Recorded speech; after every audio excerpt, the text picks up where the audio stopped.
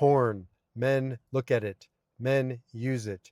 Men are addicted to it, but many men are not addicted to it. Many men just like it, and it's part of their daily or weekly rhythms.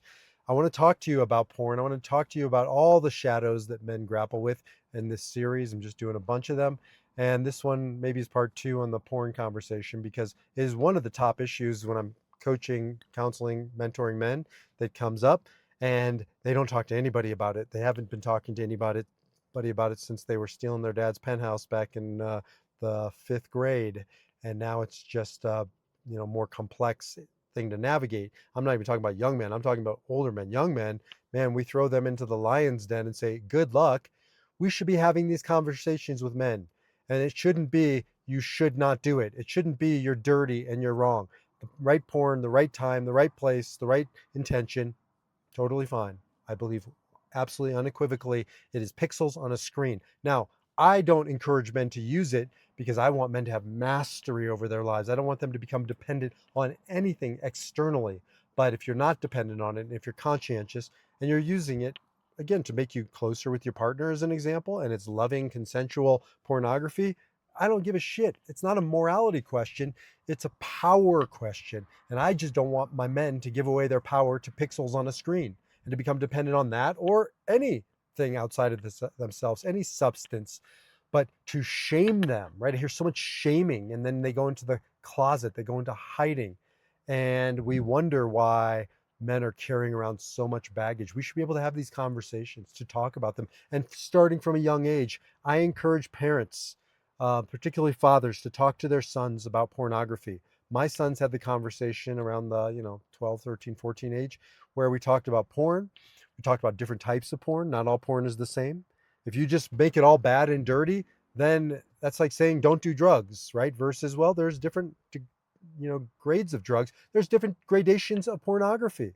And I said to my sons, I will find you appropriate porn if you want, but I don't want you going on there surfing and seeing people fisting donkeys and whatever else soul crushing images that you might see. And I warn them with this, right? And rape porn and all this horrific stuff, but to consenting adults in appropriate context. And more of like Red Shoe Diaries, for those of you who remember that back in the day. Like, I would sneak into my dad's closet and look at Playboy. On a good day, I might find a penthouse. That was about as risque as it gets. That's not what we're facing today. We've got to have these conversations with young men to help them understand it, to help them understand that there's a appropriate way to engage masturbation, to engage you know your sexuality and to explore it. And then there's ways that are become destructive and hurtful to yourself, to other people. Why aren't we having these conversations? Everything seems to be on the table except a few taboos. This is one of them. And I'm not just talking the 13, 14, and 50-year olds. What about the 50 and 60-year-olds who are hiding it from their wives, who believe their wives believe they don't look at porn? Do you know what that does to your relationship when you have secrets and you hide in shadows? Right? If you're going to be doing it, you need to be in communication and conversation with your partner about it. And if she has a problem with it, you need to factor that into the conversation. But she also needs to factor into the conversation that you have needs too. And you'll negotiate. And maybe you won't be using it. Maybe you will be using it. Maybe you'll be using it together. But you'll have transparency. You'll have communication. Again, if you can't name it, you can't tame it. We've got to give voice to these things. We got to take back our power to have hard conversations and hear hard things. And this is one of them. It's not comfortable. Good. Let's get into it.